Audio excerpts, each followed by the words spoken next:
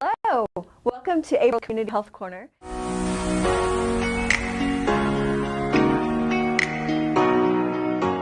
My name is Lacey and this is Ursula, and we are going to talk about all kinds of exciting stuff today.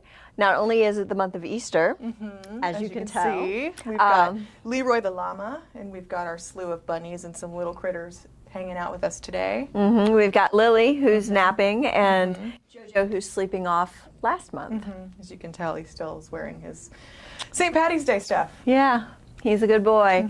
So today we are going to talk about health disparities, and we're also going to do a little bit of cooking. We've got egg cup done 3 ways. We're going to talk about low-cost proteins, specifically eggs, and some meatless proteins like beans, and we're just going to have a really good time. Celebrated every year in April, National Minority Health Month is an effort to raise awareness about health disparities that continue to affect racial and ethnic minority populations. Differences in how common a health condition is between groups is commonly referred to as health disparities. Most health disparities affect groups neglected because of income, race, ethnicity, gender, sexual orientation, location, or a combination of all of these. Researchers believe that people in these groups experience worse health because they tend to have less access to the conditions that support health, like healthy food, good housing, education, safe neighborhoods, and freedom from discrimination. A major goal of public health is to reduce these disparities so that everyone has the opportunity to be as healthy as possible. It's really important that we recognize that not everyone is on the same footing and that we use our outreach capabilities to make sure that we're recognizing people in those populations to help them get what they need. Find access to care, resources, and ways to live healthier lifestyles. Absolutely. So some examples of health disparities are things that we might see every day and not even realize it.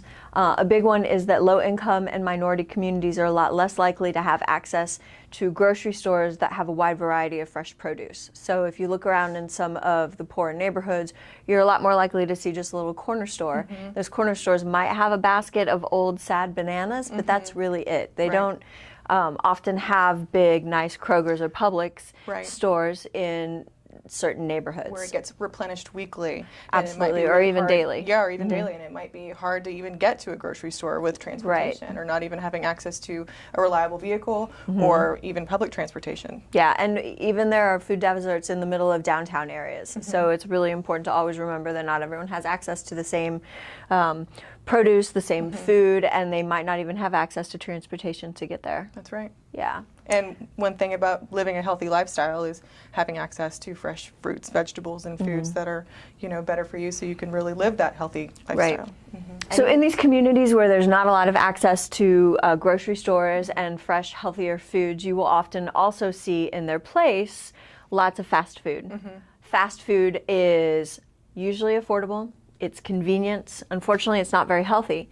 So when people eat a diet that is predominantly fast food, you have high blood pressure, you have obesity, you have type 2 diabetes, you have high cholesterol, you have all of these health problems that contribute to and are a large part of the health disparity that is so prevalent in low-income populations, because it's not even that you don't have access to the healthier stuff, all you have is the unhealthy stuff. So if you're not often seeing healthier options because you're not in a grocery store, it may not occur to you to make the healthier options or to even look for them. But it's really easy to grab a burger, or even it's right around the corner. And even if it is offered, at a fast food joint. What do you do with it? Do you really want it? That's not where you're used to eating. That's not what your family's used to eating. So it's almost like you don't see it, you don't think about it, you don't want it. Out of sight, out of mind. Nutrition is another thing that affects health disparities in not only urban communities but rural communities. Rural residents often travel really far distances to reach healthcare delivery sites. So you might live in the middle of nowhere and not have any kind of clinic around the corner from your house, or even a major hospital. You might have to travel a county or two, sometimes a few hours, to reach even a doctor. So why does travel matter? Why does distance matter? Distance matters because if you have to drive an hour or two, or you have to get a ride, you're less each likely. way, you're way less likely to go get the screenings that you need, your preventive care, even your yearly physical. You're just not going to do it because it's really inconvenient. If you don't have reliable access to transportation Right. and you don't want to ask somebody because you don't want to be a bother, you're just not going to get that done. Or, you might have to take off work an entire day to make that round trip to get those screenings. So then it's more like, well, I'm going to be losing, money on my next paycheck because I have to take a day off to go drive, an hour one way to go get the screening and then an hour back. It's just very inconvenient. So it's more of a chore for them than it is just do it and, get your screenings and take care of yourself. Right. African Americans were 1.3 times more likely to visit the emergency room at least once in the past 12 months compared to whites. Why is that? I think that is often because African American folks might not have health insurance. Maybe historically they haven't had health insurance. They haven't had an opportunity to have it. And so it's just not part of their lifestyle to get it. And so they tend to use the emergency room as their primary care doctor. Instead of having a medical home where they can go have their annual, wellness visits and their screenings that are necessary based on, their age and whatever, their family history. So they just are like, well, I'm sick right now, so I'm going to go to the emergency room and get my care there rather than taking care of it before it happens. Right. And another important feature of having a medical home is there's someone who's keeping an eye on you and what you have coming up. So you might not even have to remember to go get your screening because you're going to get a little postcard in the mail that says it's time for your screening and helps you remember. Or a phone call. So Absolutely. when you don't have any of those components in place and you don't have any of that support, then you're a lot less likely, again, to go and get any kind of services. And then you're unhealthy and you're sick, and before you know it, you're in the emergency room because you don't know what else to go. What else to do. And a lot of times, maybe you're a little sick and you just kind of like, no, I'll be all right. And you do that for so long until it's something that really it's a true emergency. It's a true emergency, and or it's a catastrophic illness. A really bad case, and it's going to require a lot more medical intervention to, fix the problem if you would have just had a medical home and access to care, and, we're taken care of that way. So another example is the overall cancer death rate was 1.2 times higher among African Americans than whites. So that just kind of... a big number. It is. And if you think about it, you obviously ask the question, why? Well, we can circle back to our last example of utilizing the emergency room, as more times than other races. And it's like, why? Well, because they might not have had a medical home where they have gotten, screenings, and they waited until they got really sick and then went to the emergency room. And if you don't have access to a primary care doctor or a federally qualified health center or somewhere where you can get your cancer screenings and catch everything before it gets worse. Or when caught early, colorectal cancer can be extremely easy to treat, and the outcomes are always really good, and it's a lot easier for someone to survive a cancer diagnosis in the earlier stages. Right. But if you let something go, and all of a sudden you're having significant symptoms, and you present in the emergency room because you're in serious trouble, that could have very serious outcomes. That could lead to a very long journey. Absolutely. Of treatment and recovery, and it might not even make it that far. Right. A lot of people die because their colorectal cancer specifically was not caught early, and by the time we get around to finding it, it's too late, and it's tragic and it's preventable. It is tragic, and in fact, another disparity as far as the cancer deaths that we talked about with the percentage-wise is 60% of African Americans end up dying from colorectal cancer. Right.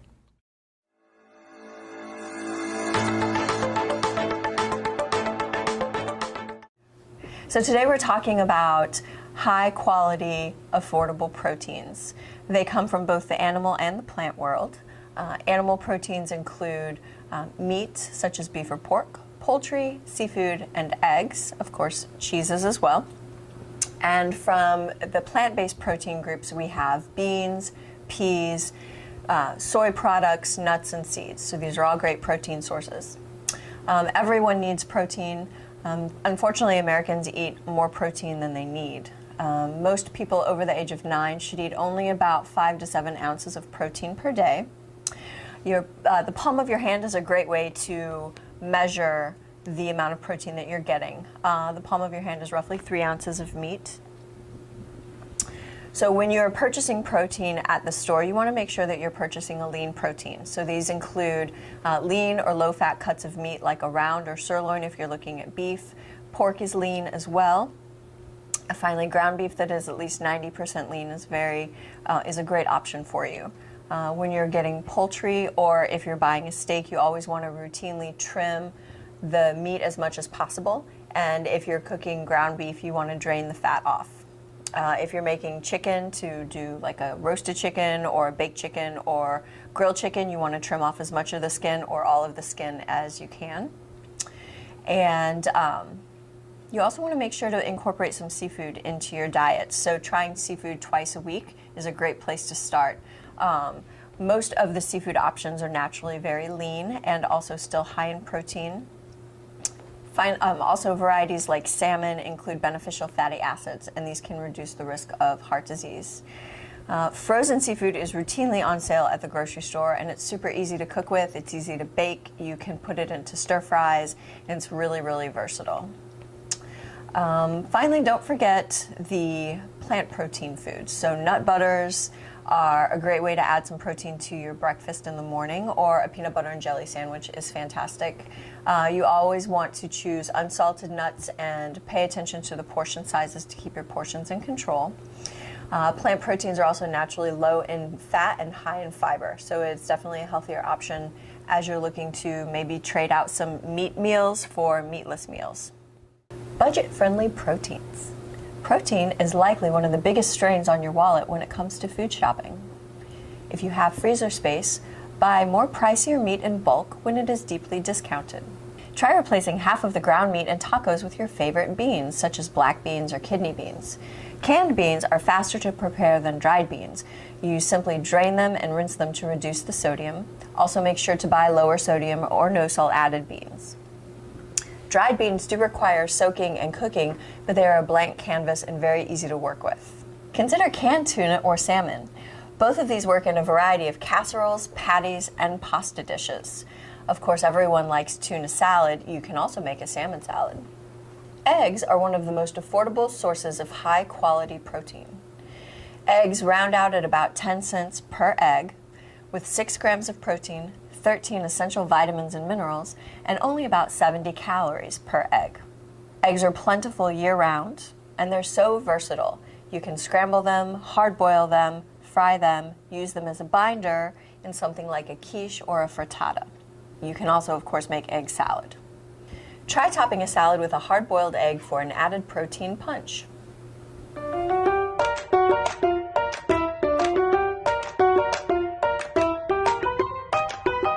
Hey everyone, welcome to the Cancer Fighting Kitchen. Today we're talking about eggs. Eggs are affordable and they're nutritious and they're super versatile. Eggs can be baked with, they can be cooked with, you can freeze what you make, and that's what we're going to do today. We're going to make a breakfast egg cup. Yes. So eggs are super affordable. When you Yes. go to the grocery store, they're about 10 cents per egg. All right, that's really, really affordable.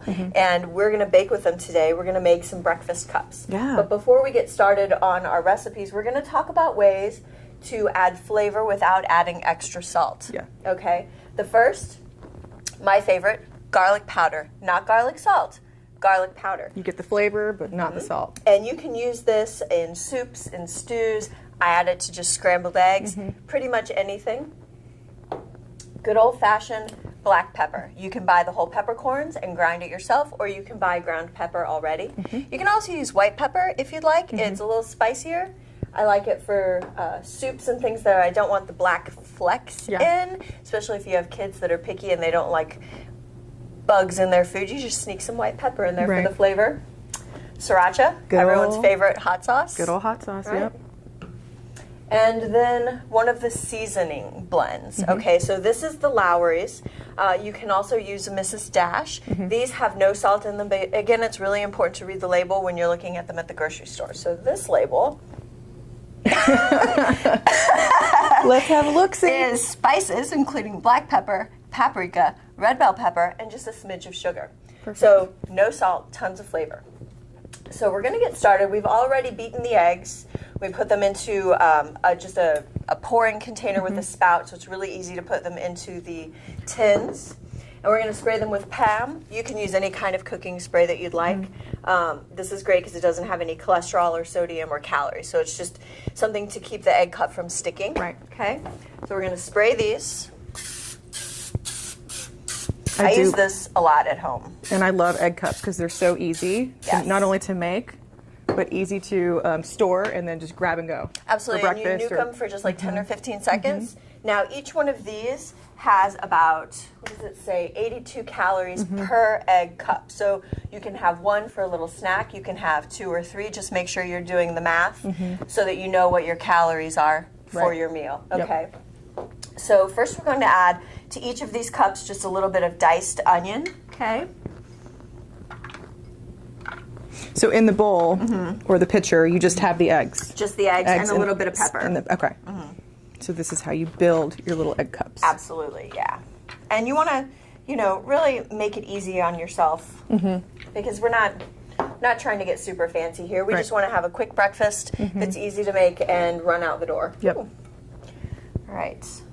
So you're only going to fill these egg cups up about halfway because the egg does kind of puff up as you cook it. Plus you're adding your other ingredients. So that's when you can kind of create your own flavor. Absolutely. And put your favorites in. Yeah, we've got 3 today. And this is a dozen eggs. I think we're going to have some left over from this, which when we made our test batch, I just nuked for the dogs. They were I bet happy. they loved that. They were very happy. All right, so there we go. Now, the first one that we're going to do is kind of an Italian version. So we've got grape tomatoes that we just sliced in half. So each one of these options is going to fill 4 cups. So we've got tomatoes. Now, you know, you never want to refrigerate your tomatoes, okay, because it takes all the flavor away. All right. And look at the beautiful colors. Yes. You know, we eat with our eyes, and that's so beautiful. The red, the orange, the yellow. This is just chopped up spinach, baby spinach. You want to wash it first.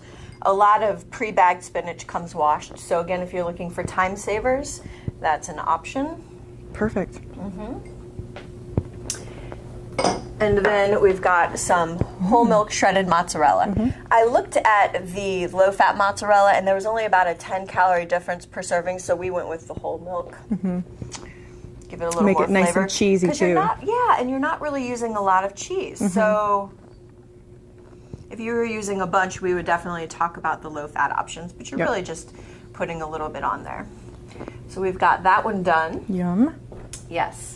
The second one that we're doing is the cheddar and bacon. Yes. So, breakfast staples. yes. So the bacon that we're using when we talk about ways to reduce sodium, this is, we kind of cheated a little bit, but that's perfectly okay. You want this to be easy to do, but you also want to keep it as healthy as possible. Right. And we used a pre-cooked low sodium bacon. All right, from Kroger. So what I did was I spread the pieces out between a couple of paper towels, put it in the microwave for about a minute to make it crispy, and then I chopped it up. So this has Fast and easy. 240 milligrams of sodium per serving, and you're getting about a quarter of a serving per cup in here. Okay. And it, you know, you don't have a big mess too after you're cooking the bacon and cleaning it up and everything. Yes. So we're going to drop some bacon into each. Don't be stingy with that bacon. Yes. We're going to use all the bacon. And then the second component for this is shredded cheddar cheese. Yay. I like a sharp cheddar myself. And again, each one of these is a quarter cup. So it's really easy to remember. You've got a quarter cup of cheese for both the mozzarella and the cheddar, a quarter cup of bacon, a quarter cup of spinach. They're almost like little baby casseroles. They are. Or a crustless quiche, if you will. And you don't even have to like do one flavor all the way around. No, you can You do could as mix many it as up you like. if you've got picky eaters and they can pick what they want to put in. Make it fun, make it a family thing. Yep. Now the third one that we've got is a mushroom, bell pepper, and parsley. So I opted for the Kroger brand of no salt added chopped up mushrooms. And then I gave them a little finer of a chop once I got them rinsed and drained. Even though they're no salt added, I still gave it a little drain and rinse, rinse and drain to get anything that was left. So again, a quarter cup of mushrooms. I'm just going to dump a little bit in each. Yum. Yes. Now, if you don't like mushrooms, you can not add mushrooms. Yeah, leave them out. This is chopped up red bell pepper. And of course, with anything, you want to wash it before you cut it up. They look so beautiful. They're really colorful and pretty. Okay. And then finally, a little bit of chopped. I used fresh parsley, but you can use dried parsley too if you have it. There's no sense in buying fresh stuff if you have the dried stuff because it's getting baked. Right. Okay. Beautiful. So, yes. While we were assembling all of these, we were preheating the oven to 350, and we're just going to pop these in for 15 to 20 minutes. So what I did when I did our test version was I put them in for 7 minutes, rotated them, looked at them, put them in for another 7. At our oven here, they only needed about 15 minutes. Okay. All right, so here we have our finished product. Nice. All right, so we've got the tomato, spinach, mozzarella. This is the cheese and bacon, the cheddar cheese. Yes. And finally, the parsley, bell pepper, and mushroom. Perfect. All right. And you could store those in a Ziploc bag, or you can throw them in a little container, throw them in the fridge. You could probably freeze these too. Absolutely, you can freeze those. Yeah. Perfect. It's a great breakfast, super easy, very versatile. You could add whatever ingredients you'd like to them, and they're a low-calorie, low-sodium option. And a good source of protein. Yep. These are a perfect little size. For They a are. snack, you can just have one of these, or if you want to eat 2 or 3. If you know that you've got a breakfast. long Or a morning lunch. or lunch. With That's a little right. salad. Treat it like a Okay. quiche. You've got bacon and cheese, I do have the bacon and cheddar. and I've got the tomato. All right, shall we? We shall. All right. Cheers. Very good. Light and fluffy. Full of flavor. All right, we'll see you next time. Bye. Let's talk about physical activity, specifically endurance. Many different exercises can improve your health and independence. Endurance exercises are activities like walking, jogging, swimming, raking, sweeping, or dancing that can increase your heart rate and breathing for an extended period of time. They will make it easier for you to walk farther, faster, and uphill. How much? How often, you ask? Build up your endurance gradually, especially if you haven't been active for a long time. Count your steps. This can be done through an app on your cell phone or with a fitness tracker. Try to build up to at least 30 minutes of moderate intensity endurance activity on most or all days of the week.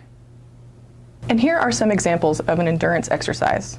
Take the stairs at home or when out running errands or at your office building. Take a brisk walk, starting off at a comfortable pace. Walk for 10 to 15 minutes. Each time you walk, increase your speed and the duration of your walk. Lastly, biking. This can be done on a road bike or on a stationary bike at home. All right, we've got some exciting news. We do. So we've been talking a lot about health disparities, cancer being one of the major ones. And we at Community Health Works have put together a program of mini grants. And these mini grants are designed to decrease cancer disparities throughout communities. Yes. What the mini grant program means is that we want you to investigate and design a plan to combat a cancer disparity that exists in your community. If you have something that you see that you'd like to fix, let us know. Come up with a plan. We have 4 plans that will be selected, and each will receive $1,250 to implement that proposal. Hey everybody, thanks so much for joining us today. We hope that you've enjoyed our program, and we will see you in May. Bye. Bye.